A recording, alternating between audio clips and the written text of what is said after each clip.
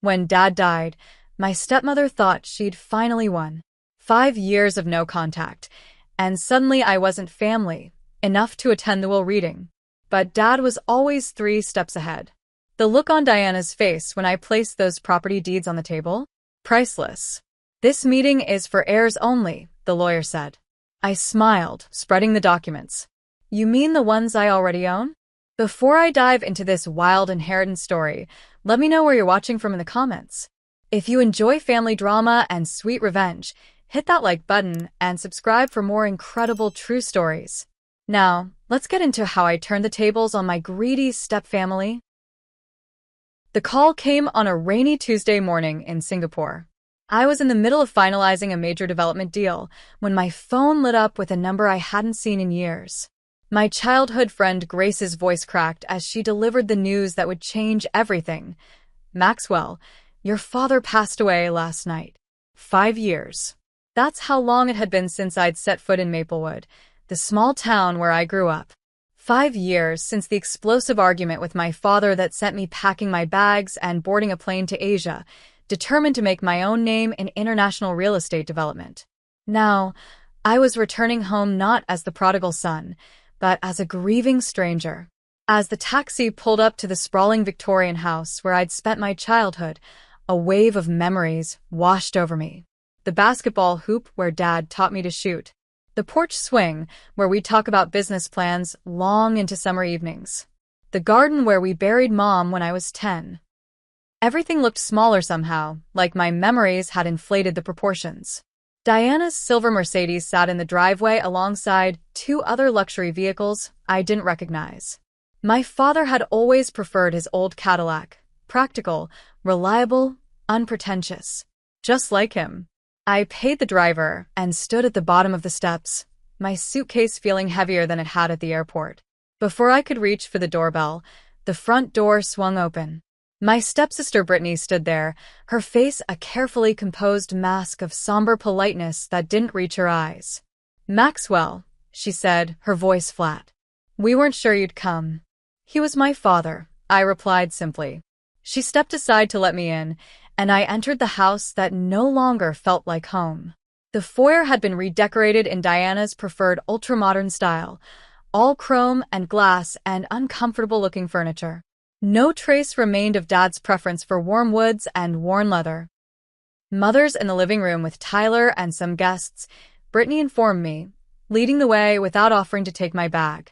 Diana sat perched on a white leather sofa, holding court among a group of town locals I vaguely recognized.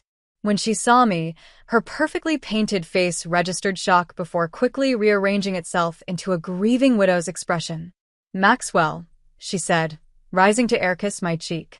"What a surprise. We tried to reach you, of course, but your number had changed." It hadn't. "I'm sorry for your loss," I said formally, knowing the dance we were about to perform. "When is the funeral?" "Tomorrow at 2, my stepbrother Tyler interjected, not bothering to get up from his sprawled position in an armchair. "We've handled all the arrangements." Without consulting me. The message was clear, I wasn't needed or wanted here. "Your old room is being used for storage now," Diana added. "But we can make up the guest room for you." I nodded, suddenly eager to escape the weight of hostile stares. "I think I'll get settled then." As I turned to go, Diana called after me, her voice honey-sweet with poison underneath. "Harold Stevenson is handling the estate matters. He'll be here in the morning to discuss some paperwork. Family only, you understand." I understood perfectly. I was being explicitly excluded from the will reading. Grace found me later as I sat on the back porch, staring at the old oak tree where Dad and I had built a treehouse when I was 8. "They've been awful, Max," she said, sitting beside me. "Since Richard got sick, they've been acting like they own the town already. Diana's been meeting with developers, talking about selling off properties." Grace had grown up next door and had stayed in Maplewood to run her family's hardware store. According to her, my father's health had deteriorated rapidly in the last year, information Diana had never bothered to share with me. "Your dad asked about you," Grace said quietly. "All the time. He kept your international magazine features in his office." The knot in my chest tightened. His office is still intact. Was, Grace corrected. Diana cleared it out last week. Had everything boxed up and moved to storage. She changed the locks on the door. I thanked Grace for coming by and headed back inside, my mind racing. The guest room was exactly what I'd expected, impersonal and cold, with none of my belongings or history. As I unpacked, I heard voices from the hallway. Once Harold confirms the will tomorrow, we can move forward with a Riverside property sale, Diana was saying. Lawrence has already made an offer. What about Maxwell? Tyler asked. Think he'll cause problems? Diana's laugh was sharp. What can he do? Richard left everything to us. Maxwell made his choice when he abandoned his father. I sat on the edge of the bed, my hands shaking with anger and grief. Dad and I had our differences, but abandoned? I'd called for months after leaving, only to have Diana tell me he was too busy or not interested in speaking with me. Eventually, I'd stopped trying.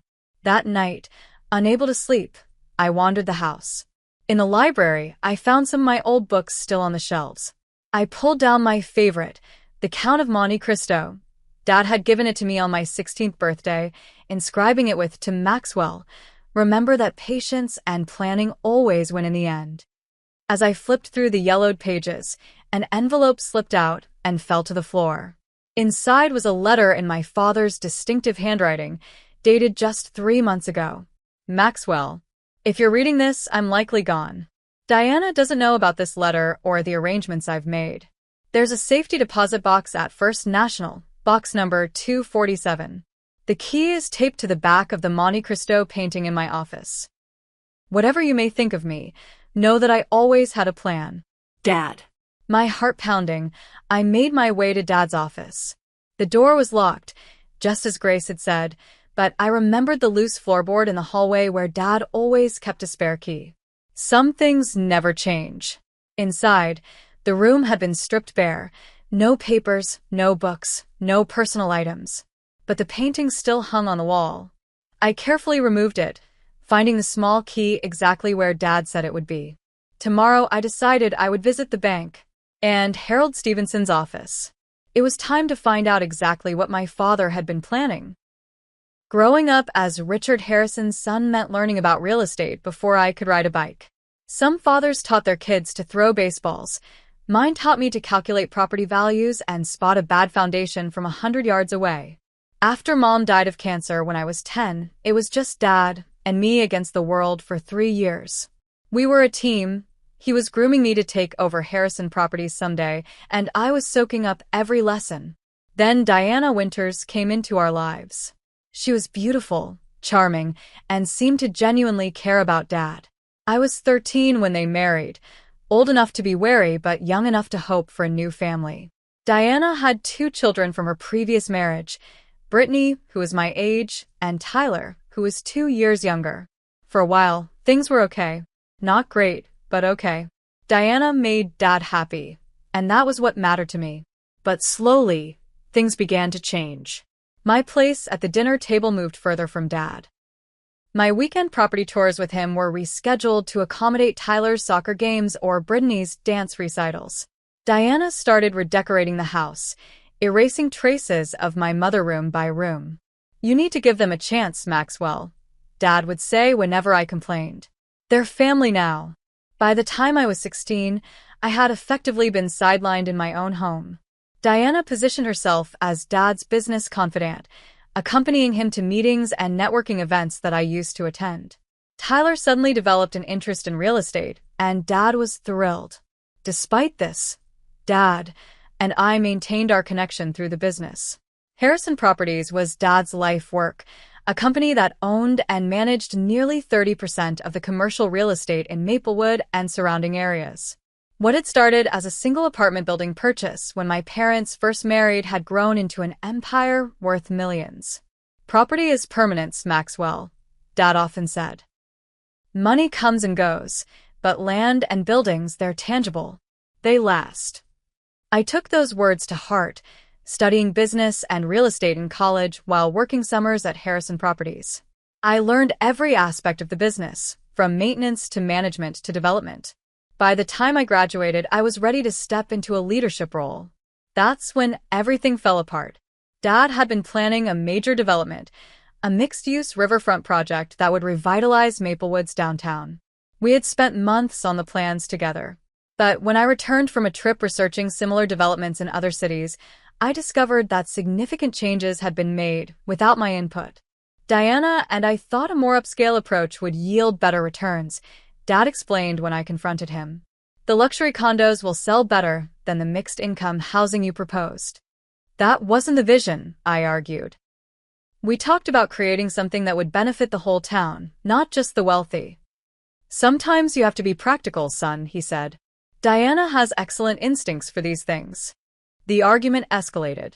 5 years of resentment poured out as I accused him of choosing his new family over me, of abandoning our shared values for Diana's materialistic vision. He accused me of being inflexible and idealistic. Maybe you're not ready for this level of responsibility, he finally said. Perhaps you should take some time to mature before joining the company leadership. That was the last straw. I packed my bags that night and caught a flight to Singapore, where a college friend had offered me a position in his developing firm. I vowed to prove I could succeed on my own terms. And I did. Over the next 5 years, I built a reputation for innovative, community-minded development projects across Southeast Asia. My work was featured in international business magazines. I won awards for sustainable design. I made more money than I could spend. But the rift with my father remained unhealed. Monthly calls dwindled to holiday greetings, then to nothing. I told myself he knew how to reach me if he wanted to. According to what Grace had told me upon my return, he had tried, but Diana had intercepted his attempts. The morning after my arrival in Maplewood, I headed to First National Bank as soon as it opened. The safety deposit box contained exactly what I'd hoped, a folder of legal documents, property deeds, and a USB drive. I found a quiet coffee shop and plugged the drive into my laptop. It contained a video file dated 6 months ago. Dad appeared on screen, looking thin and pale, so different from the robust man I remembered. Maxwell, he began, if you're watching this, then you found my letter and I'm gone. First, I need to apologize. I let Diana come between us, and that's my greatest regret. But I want you to know I never stopped planning for your future. He explained that over the past 3 years, he had been quietly transferring ownership of key Harrison Properties assets directly to me. The Riverside development lands, the downtown commercial block, the apartment complexes on Maple Street. All had been legally signed over to me through a series of trusts and transfers designed to minimize tax implications. Diana doesn't know, he continued. After your argument, I realized she had more influence over me than was healthy. I saw how she was positioning Tyler to take over, despite his lack of experience or genuine interest. I couldn't let everything I built, everything I wanted for you, be squandered. My father had been diagnosed with pancreatic cancer 2 years ago. Given a limited time, he had set his affairs in order, working with his old friend and business partner Franklin Ross to ensure his legacy would be protected. The will reading will be difficult, Dad warned in the video. Diana expects to control everything. The official will leave her the house and some accounts, enough to maintain her lifestyle. But the bulk of the business assets are already yours. Franklin has all the details. The video ended with my father looking directly into the camera. I'm proud of what you've accomplished, son. Now come home and finish what we started together. I sat in stunned silence, tears streaming down my face as the screen went dark. All this time, Dad had been protecting me, protecting our shared vision. And I hadn't been there for him when he needed me most. After composing myself, I called Franklin Ross and arranged to meet him at his office. The gruff older man had been my father's friend since college and had always treated me kindly. When I arrived, he greeted me with a bear hug. About time you showed up, he said. Your dad was worried you wouldn't come back even after he was gone. Franklin confirmed everything in the video. Dad had legally transferred ownership of the most valuable Harrison properties to me through a variety of means, some as gifts, others through sales at nominal prices, all perfectly legal and binding. Diana's going to be furious, Franklin warned. She's been making plans based on controlling those assets. She's already in talks with Lawrence Blackwood about selling the Riverside property. Lawrence Blackwood was Dad's longtime business rival, a developer known for cheaply built, overpriced properties. The thought of his hands on my father's carefully assembled portfolio made my blood boil. "What about the will reading?" I asked. Franklin's expression darkened. "Harold Stevenson has been Diana's puppet for years. Your dad kept him as the family attorney to avoid suspicion, but he didn't trust him with the real plan. Harold scheduled the reading for this afternoon, and Diana's made it clear you're not welcome." I fingered the property deeds in my briefcase. "Oh, I think I'll attend anyway." Franklin's smile was wolfish. "Richard would have loved this. He always said you had his flair for the dramatic moment." As I left his office, I felt my father's presence more strongly than I had since returning to Maplewood. He had entrusted me with his legacy, and I wouldn't let him down. Diana and her children were about to learn that they had underestimated both Harrison men. Margaret Wilson had been my father's executive assistant for 20 years. She knew everything about Harrison Properties and everyone in Maplewood. When I walked into the company headquarters that morning, her face lit up with genuine pleasure. "Maxwell Harrison," she said, rising from her desk to embrace me. "I was hoping you'd come." The offices had changed, sleeker, colder, with Diana's influence evident in the decor. But Margaret's domain remained a comforting throwback, with its orderly filing cabinets and family photos. Including, I noticed with a pang, several of me that Dad must have kept her supplied with over the years. "Your father wanted me to give you this," Margaret said quietly, slipping me a second USB drive. "He made me promise to hand it to you personally, not to mail it or leave it anywhere it might be found." I thanked her and asked about the company's current state. Margaret's expression turned troubled. "Things have changed since Diana took over operations. Cost-cutting measures, staff reductions. She brought in consultants who know nothing about how your father ran things. And Tyler." She lowered her voice. "Tyler has been given a VP title, but he rarely shows up, and when he does, he makes decisions that undo years of careful work." I asked about specific projects and properties, carefully not revealing what I already knew from the documents and my meeting with Franklin. Margaret's answers confirmed my suspicions. Diana had been systematically preparing to dismantle my father's carefully built empire for quick profits. "The Riverside development has been completely redesigned," Margaret said. "Your father's vision for a community space with affordable housing has been replaced with luxury condos and high-end retail. Lawrence Blackwood's company is set to take over construction next month." Before leaving, I asked to see my father's office. Margaret hesitated. "Diana had it cleared out last week. Said she needed the space for the new marketing team." "I'd still like to see it." The room that had once been filled with my father's presence, his books, his maps, his collection of local historical photographs, was now an empty shell. Standing there, I felt a renewed sense of purpose. This wasn't just about claiming my inheritance. It was about honoring my father's vision for Maplewood. I found a quiet corner in a nearby park to view the contents of the second USB drive. This one contained more videos. My father walking through various properties, explaining their significance and his hopes for their future. He'd recorded these private messages over the last year of his life, creating a detailed blueprint of his vision. "The Riverside project is the most important," he said in one recording, standing on the vacant waterfront property that had been the subject of our final argument. "This could transform Maplewood, create housing and opportunities for everyone, not just the wealthy. Diana doesn't understand that a town needs economic diversity to thrive. I've transferred this property to you because I know you'll do right by it." In another video, he sat in his office, looking tired but determined. "I've been watching your work in Asia, Maxwell.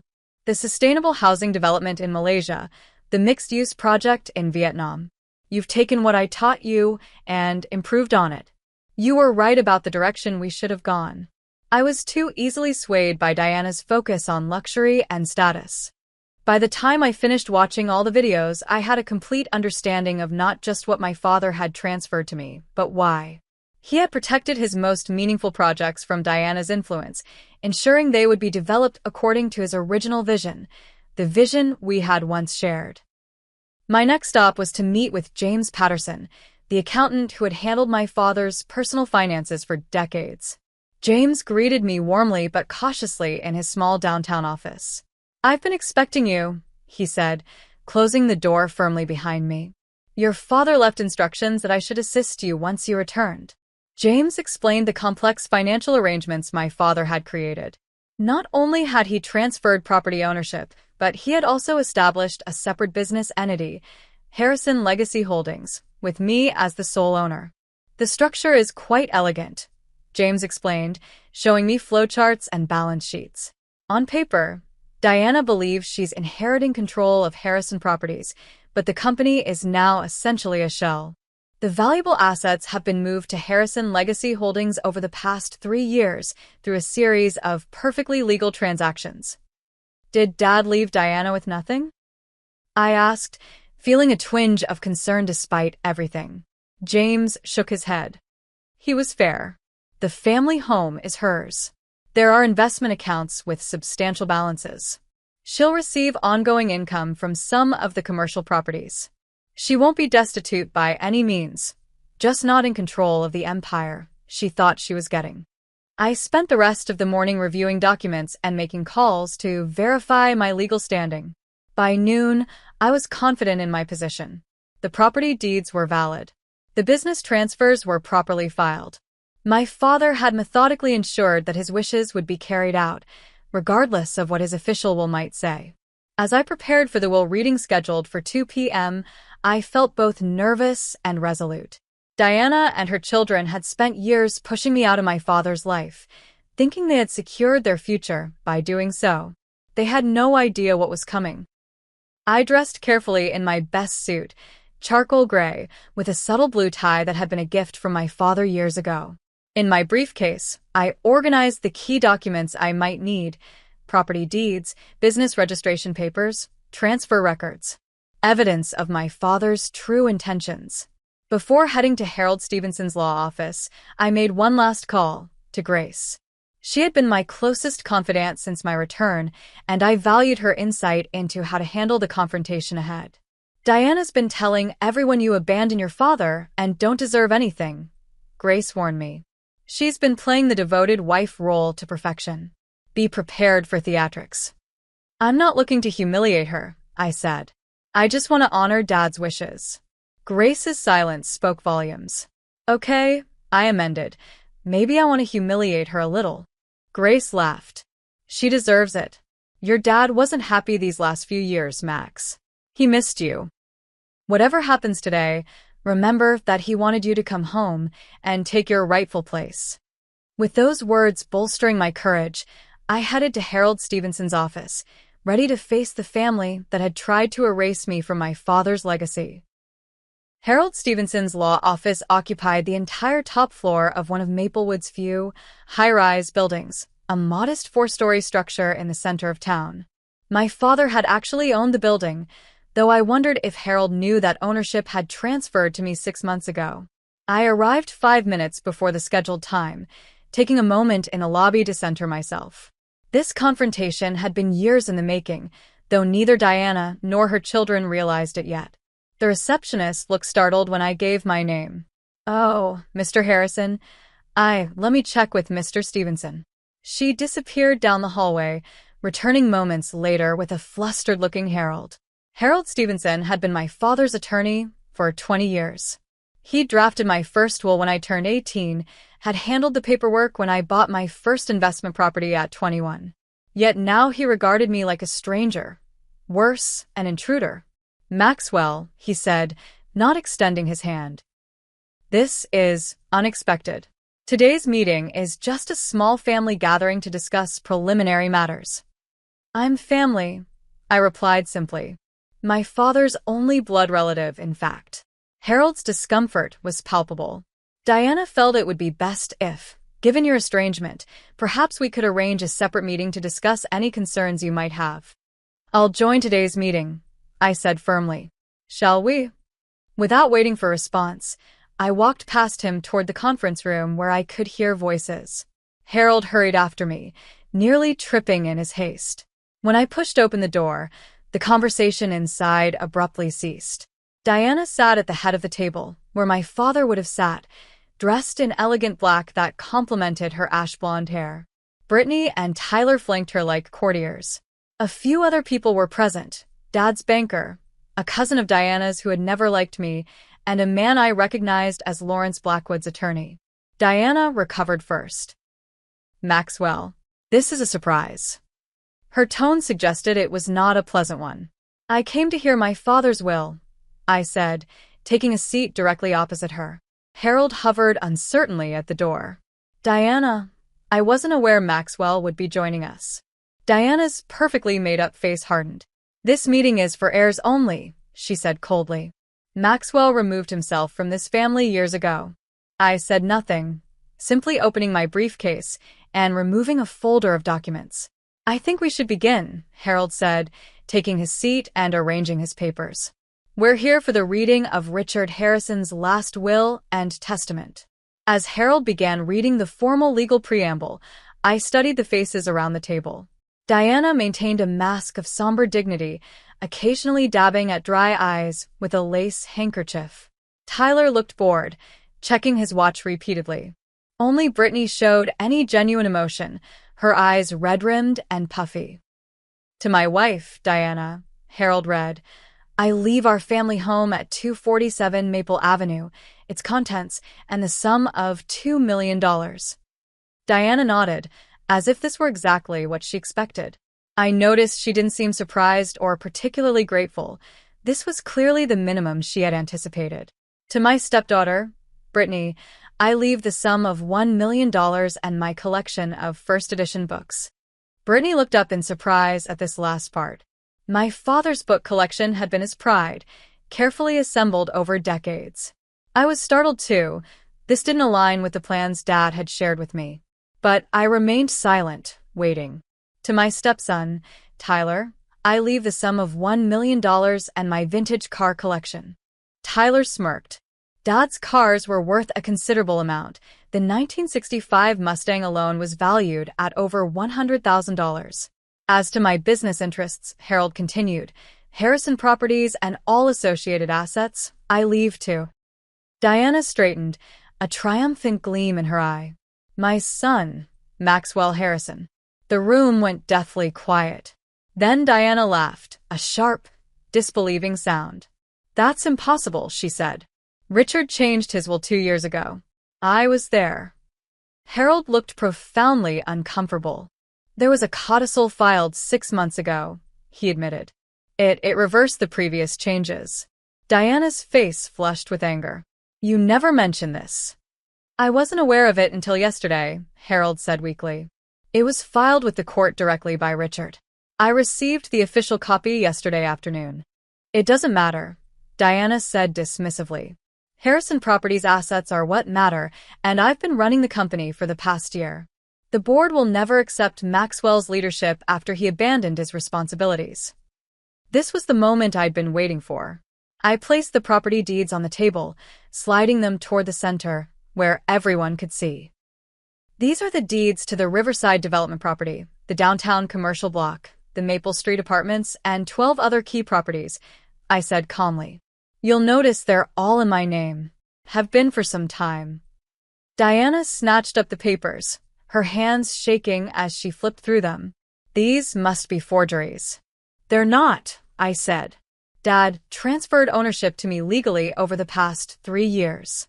You can verify with the county recorder's office." "You mean the properties I already own?" I added, unable to resist the dramatic flourish my father would have appreciated. Tyler jumped to his feet. "You can't just come back after 5 years and take everything." "I'm not taking anything," I replied evenly. "I'm claiming what already belongs to me, what Dad wanted me to have." Diana's face had gone from flushed to ashen. "Harold, is this legal? Can he do this?" Harold, who was examining copies of the deeds with a stunned expression, nodded reluctantly. "The transfers appear legitimate. If Richard signed these properties over while he was alive, they wouldn't be part of the estate." "What about Harrison Properties?" Diana demanded. "The will says Maxwell gets the company." The company assets are primarily the properties, Harold explained, looking increasingly miserable. If the properties are already in Maxwell's name, then the company itself is a shell. I finished for him. Dad also established Harrison Legacy Holdings last year, transferring operational control of all these properties to the new entity. I'm the sole owner. The room erupted into chaos. Tyler was shouting about contesting the will. Diana was threatening to sue everyone, including Harold. Brittany sat silently, watching me with an unreadable expression. When Diana finally ran out of steam, I spoke again, my voice quiet but firm. Dad left you financially secure, Diana. The house, investments, some income properties. He wasn't vindictive. But he built Harrison Properties from nothing, and he wanted its legacy protected. He knew you planned to sell it off piece by piece. You have no right, Diana hissed. I was his wife. I took care of him while you were off playing developer in Asia. I wanted to come back, I said. I called for months after I left. You told me he didn't want to speak to me. A flicker of guilt crossed Diana's face before she masked it. He was disappointed in you. Then why did he leave me everything that mattered to him? I challenged. Why did he spend the last years of his life creating an elaborate plan to ensure I would carry on his work? Brittany spoke for the first time. Is it true? Did Mom keep you from talking to Dad? Before Diana could interrupt, I nodded. According to his videos and letters, yes. He tried to reach me multiple times. Videos? Diana's voice rose in panic. What videos? I patted my briefcase. Dad was thorough. He documented everything, his decisions, his reasons, his hopes for the future of the business and Maplewood. He knew exactly what you were planning, Diana. The deal with Lawrence Blackwood, the luxury condos on the riverside, all of it. Harold cleared his throat. Perhaps we should adjourn for today. This is a lot to process, and there may be legal questions that need resolving. I agree, I said, rising and gathering my documents. My attorneys will be in touch regarding the transition of operational control for the properties. In the meantime, I'd appreciate it if no further business decisions are made without my approval. As I turned to leave, Diana called after me, her voice laced with venom. This isn't over, Maxwell. Your father wasn't in his right mind toward the end. We'll contest everything. I paused at the door. You're welcome to try. But Dad didn't just leave me property and a company, Diana. He left me the truth. Are you sure you want that made public? The threat hung in the air as I walked out, my heart pounding but my step lighter than it had been in years.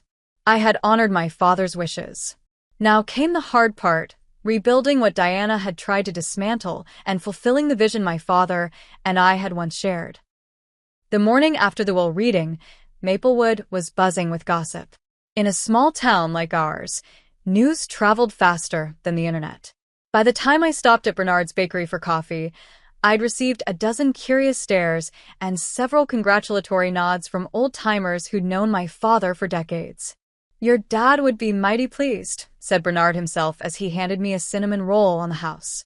Diana had folks worried about what would happen to the town if she sold everything to outsiders. I thanked him and took a seat by the window, watching the familiar rhythm of Main Street. Maplewood had changed less than I had in 5 years.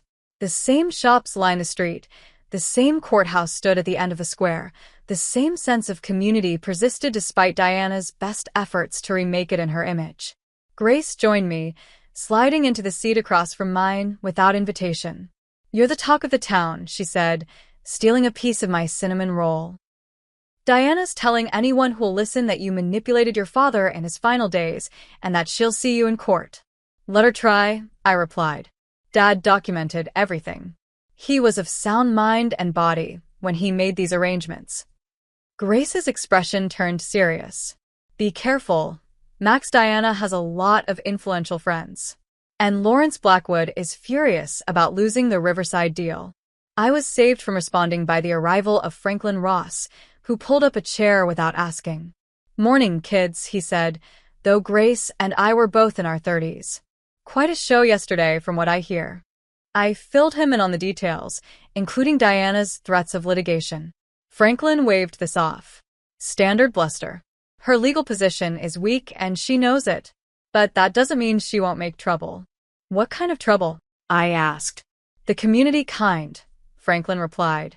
Diana spent the last 5 years building social capital in this town. Charity boards, business associations, the works. She's convinced a lot of people that her vision for Maplewood's development is the right one. Selling everything to Lawrence Blackwood is hardly a vision, I countered. People don't know that part, Grace pointed out. They just see the glossy renderings of riverfront dining and luxury boutiques. They don't understand what it would mean for housing prices or the character of the town. I spent the rest of the day meeting with key employees at Harrison Properties, reassuring them about their jobs and my intentions for the company. Most seemed relieved. Diana's management style had apparently involved a lot of threatening to fire people, but a few who had aligned themselves with her were noticeably cold. Margaret had organized the files I needed to review, giving me a comprehensive picture of the company's current state. It wasn't pretty. Cash reserves had been depleted. Maintenance on properties had been deferred. Several valuable parcels of land had been prepared for quick sales at below-market rates. She was stripping the company for parts, Margaret said bluntly. If you hadn't come back when you did. The implications were clear. A few more months, and Diana might have done irreparable damage to my father's legacy. That evening, I returned to the house, Diana's house now legally, though I was still staying in the guest room until I found more permanent accommodations. The atmosphere was glacial. Diana had retreated to the master suite, emerging only to glare at me when our paths crossed in the hallway. Tyler was openly hostile, slamming doors and muttering threats under his breath. But it was Brittany who surprised me, knocking tentatively on my door after dinner. "Can we talk?" she asked, looking uncomfortable but determined. I invited her in, curious about what she wanted. Brittany and I had never been close. She had followed her mother's lead in freezing me out of family activities from the beginning, but we had never been outright enemies either. She perched awkwardly on the edge of a chair. "I wanted to apologize," she said after a moment of silence, "for how things went with Richard." I raised an eyebrow at her use of his name rather than Dad. "He was always your dad more than ours," she acknowledged. Tyler pretended to be interested in the business, but it was all an act. He just wanted the money and status. "And you?" I asked. Brittany sighed. "I just wanted a family. When Mom married Richard, I thought we'd all become one big happy unit. But she was always pushing, positioning Tyler and excluding you. It made me uncomfortable, but I didn't know how to stop it." Her confession seemed genuine, but I remained wary. "Why are you telling me this now?"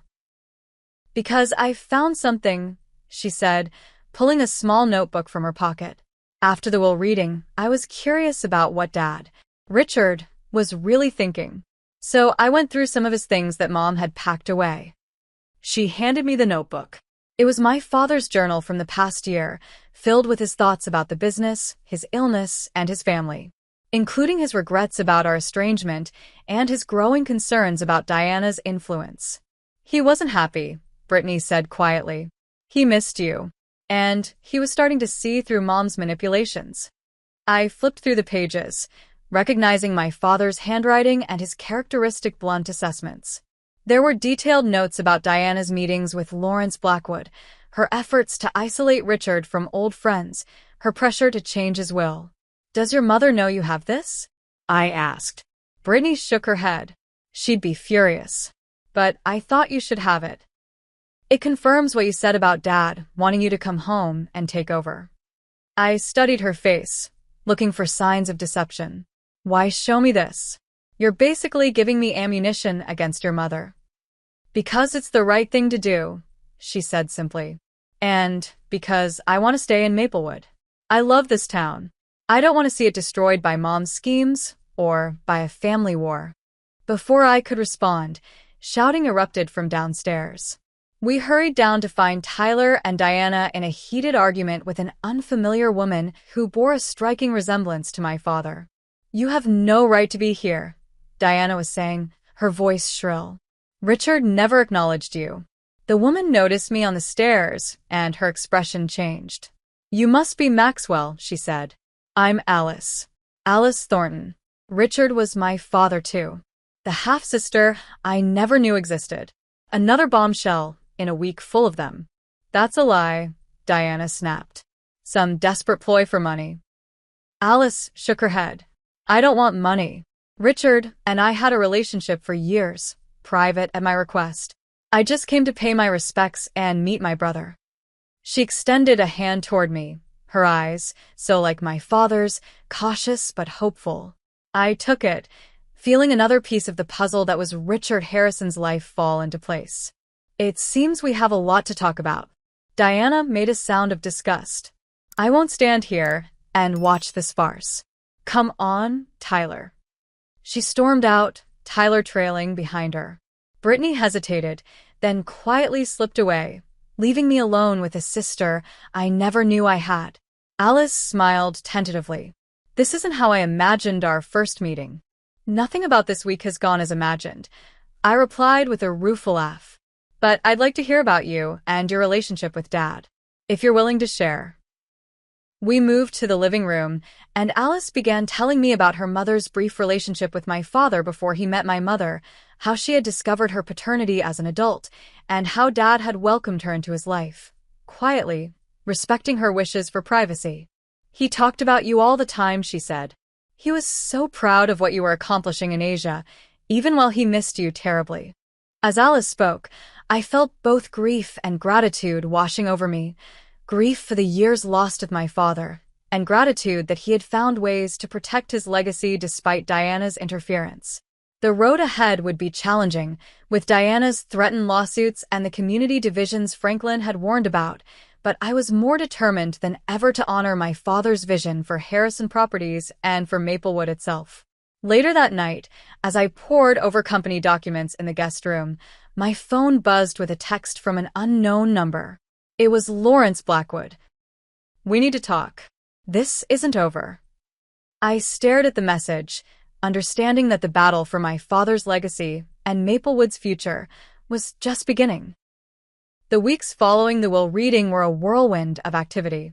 I officially took control of Harrison Properties, working with Margaret to assess the damage Diana had done and develop a recovery plan. The employees largely rallied around me, relieved to have clear leadership again after months of Diana's chaotic management. Your father would be proud, Margaret told me as we reviewed the updated business plan. This is exactly the steady hand the company needs. Not everyone was pleased with my return. Several board members who had aligned themselves with Diana resigned in protest. Lawrence Blackwood launched a public relations campaign suggesting that an absentee heir couldn't possibly understand Maplewood's needs the way his development company could.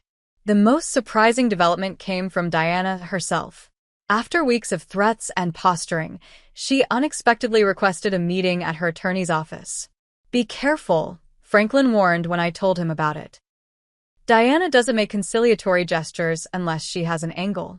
I agreed to meet her, curious about what she could possibly offer that would interest me. Grace insisted on accompanying me as moral support, waiting in the lobby while I faced Diana and her attorney.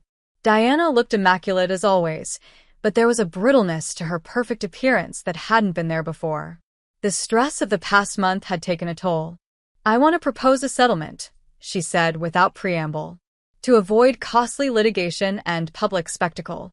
Her attorney, a sharp-faced woman I didn't recognize, placed a document on the table between us. Mrs. Harrison is willing to withdraw all claims against the estate and property transfers in exchange for operational control of the Riverside Development Project. I nearly laughed out loud. The most valuable property in the portfolio? That's not a settlement. That's a heist. It was my idea, Diana insisted. I worked with Richard on the plans for years. That project is my vision. It was Dad's vision long before you came into the picture. I corrected her. And it wasn't luxury condos and boutiques. It was affordable housing, community spaces, local businesses. Diana's facade cracked slightly. Maplewood needs to evolve, Maxwell. The old way of doing things is dying. Richard understood that toward the end. Did he? I asked, pulling out my phone and playing one of Dad's videos. The one where he explicitly stated that Diana didn't understand his true vision for the Riverside property. Diana's face flushed with anger. He was sick, confused. He was clear-minded enough to legally transfer his most important assets to me, I pointed out, and to document why he was doing it. The meeting ended at an impasse, with Diana storming out and her attorney promising further legal action. But as the weeks passed, no lawsuit materialized. According to Franklin's sources, Diana's attorneys had advised her that her position was legally untenable. Meanwhile, I had been getting to know my half-sister Alice. Unlike Diana's children, Alice had no interest in the family business. She was a professor of environmental science at a university in Colorado, passionate about conservation and sustainability. Our conversations gave me ideas for incorporating green spaces and sustainable design into the Riverside development. Dad would have loved that, Alice said when I shared my updated vision for the project. He was always interested in environmental initiatives, but Diana discouraged them as too costly. Brittany had become an unexpected ally in navigating the transition. She had distanced herself from Diana's machinations, moving into an apartment downtown and offering insights into her mother's business dealings that proved invaluable. Mom's been liquidating her personal assets, she informed me during one of our regular coffee meetings. Selling jewelry, art, even some of her designer furniture. I think she's planning to leave Maplewood. Tyler remained hostile, but increasingly isolated. His friends in town had begun to distance themselves as rumors of his involvement in some of Diana's more questionable business decisions circulated. The real breakthrough came during a town council meeting where I presented my revised plans for the Riverside development. Gone were Diana's luxury condos and exclusive shops, replaced with a mixed-use development that included affordable housing, spaces for local businesses, a community center, and extensive public access to the waterfront.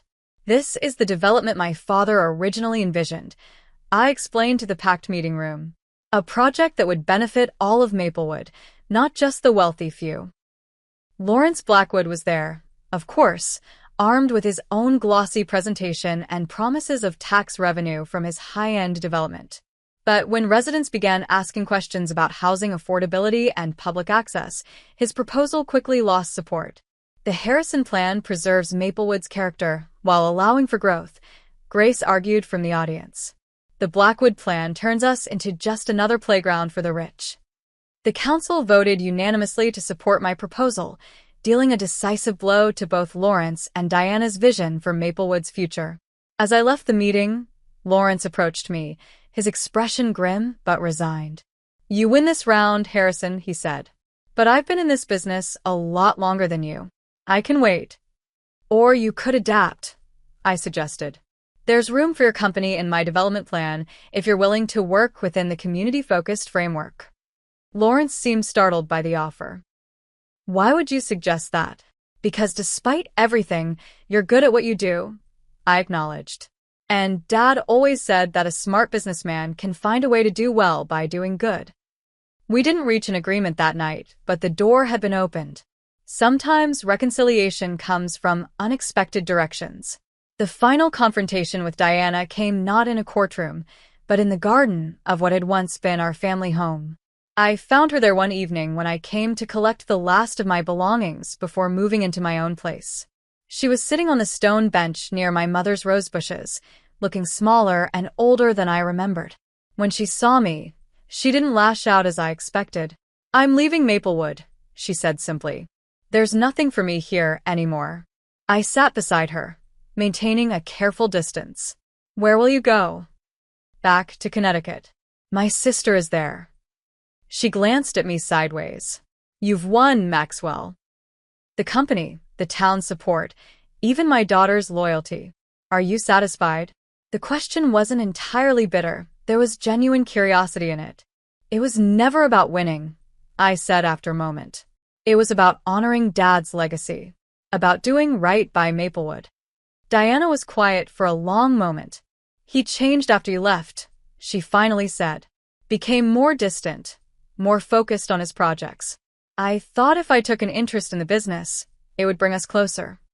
"And then you got a taste for it," I suggested. She didn't deny it. I'm not apologizing for wanting security, Maxwell.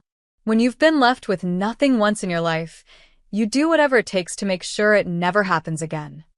I thought about the complex woman beside me, manipulative and materialistic, yes, but also shaped by her own fears and experiences. Dad left you financially secure. The house, the investments. You didn't need to try to take everything. Need has little to do with it, she replied with unexpected frankness. But it's done now. She stood, straightening her shoulders. I've instructed my attorney to withdraw all objections to the will and property transfers. In return, I expect you to honor the provisions Dad made for me and my children. I never plan to contest those, I assured her. She nodded once, a businesslike conclusion to our relationship. Goodbye, Maxwell. I doubt we'll see each other again. As Diana walked away, I felt not triumph, but a strange mix of relief and sadness. The family I had once hoped for when Dad remarried had never materialized. But in its place, new connections had formed, with Alice, with Brittany, with the community of Maplewood that had welcomed me home. The next morning, I met with the Harrison Properties team to officially launch the Riverside Development Project. As I looked around the conference room at the eager faces, including Brittany, who had recently joined the marketing department, I felt my father's presence strongly. My father used to say that property is permanence, I told the team. What we build here will outlast all of us. So, let's make sure it's something Maplewood can be proud of for generations to come. As the meeting broke up, Grace approached me with a smile. Your dad would be really proud, Max.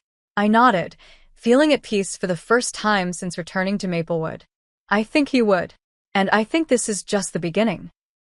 1 year after my return to Maplewood, I stood on the newly constructed observation deck overlooking the Riverside development. What had once been vacant land was now a bustling construction site, with the first phase of buildings already taking shape.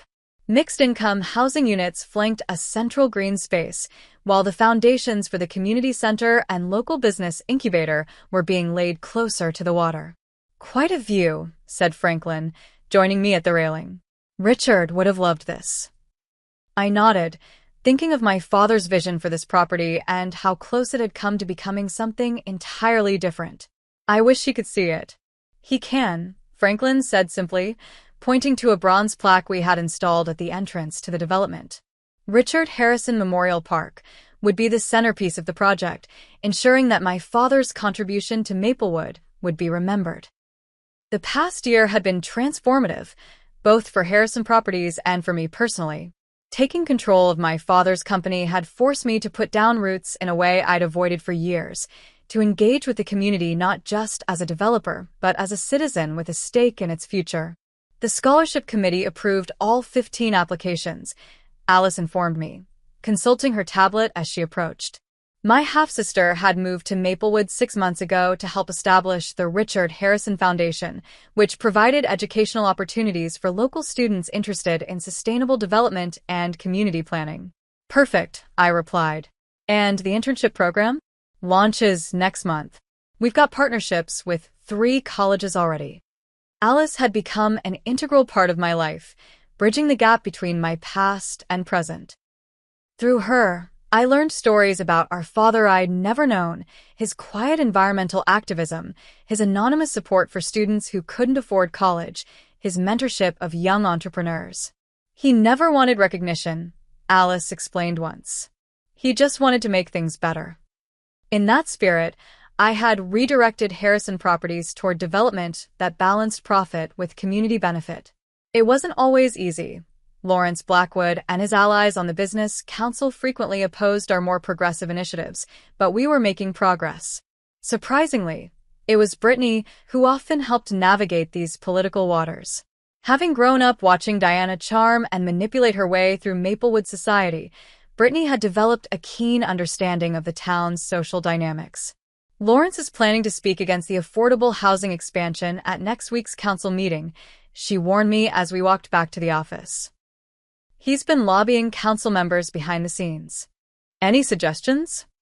I asked, having learned to value her strategic thinking. Brittany smiled. I've already arranged for residents from the first phase to attend and share their stories. Lawrence can argue with us, but he can't argue with families who now have stable housing because of the development. Back at Harrison Properties headquarters, I found Margaret waiting with a stack of documents requiring my signature. Among them was the final paperwork severing Diana's remaining connections to the company. She had agreed to sell her minority shares in exchange for a lump sum payment. "Have you heard from her?" Margaret asked as I signed the forms. "Not directly," I admitted. "Brittany says she's remarried and living in Greenwich. Apparently, she's joined the board of an art museum and is busy reinventing herself as a philanthropist." I harbored no ill will toward Diana anymore. She had acted according to her nature, just as my father had ultimately acted according to his by ensuring his legacy would be protected. The Richard Harrison I had come to know through his videos, journals, and the stories others shared was more complex than the father I thought I knew, more strategic, more farsighted, more forgiving of human weakness. "You've got dinner with Grace at 7, Margaret reminded me as I handed back the signed documents. "And don't forget, the Historical Society wants an answer about the old mill property by tomorrow." I thanked her and headed to my office, my father's old office, which I'd restored to something resembling its former state, with the addition of my own touches. The Monte Cristo painting hung in its original place, though the hidden key was long gone. Photographs lined the shelves, not just of me and Dad, but now including Alice, Brittany, Grace, and other important people in my life. The most meaningful addition was a simple framed note that had been among my father's personal effects. "Property is permanence, but legacy is in people. R.H." I'd made peace with Tyler as well, in a manner of speaking. After several months of hostility, he had finally approached me with a business proposition. He wanted to open a high-end restaurant in one of the Harrison Properties buildings downtown.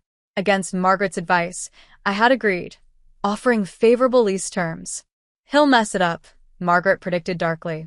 "He has no work ethic." But surprisingly, Tyler's restaurant had become a success. He had found his passion in the culinary world, something Diana had apparently always discouraged as beneath their social status. While we would never be close, we had reached a civil understanding. As the sun began to set over the river, I made a final call to check on the status of the memorial scholarship named for my mother. This had been one of my first initiatives upon taking control of the company, creating a fund for young women pursuing careers in architecture, my mother's unfulfilled dream. The first recipients graduate next spring, the program administrator informed me. They're already asking about internship opportunities with Harrison Properties.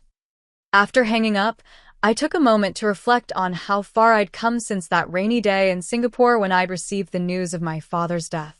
I had returned to Maplewood angry and hurt, focused on claiming what was rightfully mine. Somewhere along the way, that mission had transformed into something larger, honoring not just my inheritance but the responsibility that came with it. The confrontation at the will reading, my dramatic moment of placing the property deeds on the table, now seemed like a lifetime ago. It had been satisfying, yes, but the real satisfaction came from what followed. The relationships rebuilt, the community strengthened, the legacy secured. Grace was waiting for me at our favorite restaurant, her smile warming as I approached. Our friendship had deepened over the past year, gradually evolving into something more. She had been my anchor through the tumultuous transition, my guide to the Maplewood that had evolved during my absence, and eventually my partner in both business and life. "The riverside lookout is spectacular," I told her as we settled at our table. "You should see the sunset from up there." "Show me after dinner?" she suggested. I nodded, already planning to bring champagne. The ring I'd purchased last week was burning a hole in my pocket, waiting for the perfect moment. As we enjoyed our meal, I found myself thinking about the journey that had brought me here. The inheritance I had fought for had turned out to be so much more than property deeds and business assets. It was a chance to reconcile with my past, to forge new connections, to build something meaningful on the foundation my father had created. The real estate deeds I had dramatically presented at the will reading had been important. Yes, they had given me legal control of my father's legacy. But the true inheritance was the vision and values he had instilled in me, the lessons about community and responsibility that had shaped my approach to development even during our years apart. Diana had never understood that. She had seen the properties as assets to be leveraged, the business as a source of wealth and status. She had missed the deeper purpose that had driven my father throughout his life. As Grace and I walked along the riverfront after dinner, hand in hand in the gathering twilight, I felt a profound sense of gratitude. For my father's foresight, for the second chance at belonging in Maplewood, for the opportunity to build something that would outlast me. "What are you thinking about?" Grace asked, noticing my contemplative mood. "Legacy," I replied. "What we leave behind. How we're remembered." She squeezed my hand. "Your dad would be proud of what you've done here. What you're still doing." I nodded, thinking of the complex, imperfect, ultimately loving father I had come to know better in death than I sometimes had in life. He had made mistakes, we all did, but in the end, he had done his best to protect what mattered most. As we reached the observation deck overlooking the project that would define Maplewood's future, I knew it was time. The ring box felt heavy in my pocket, but my heart was light. Whatever came next, I was exactly where I was meant to be, building on my father's legacy while creating my own. What about you? Have you ever had to stand up for what was rightfully yours against people who tried to take advantage? Or have you experienced a moment where you had to choose between justice and reconciliation? I'd love to hear your stories in the comments below. Don't forget to like this video if you enjoyed this story of inheritance drama and family redemption, and subscribe for more true stories that will make you think about legacy, family, and what truly matters in life. Thank you for watching, and remember, sometimes the most valuable inheritance isn't property or money, but the values and vision passed down through generations.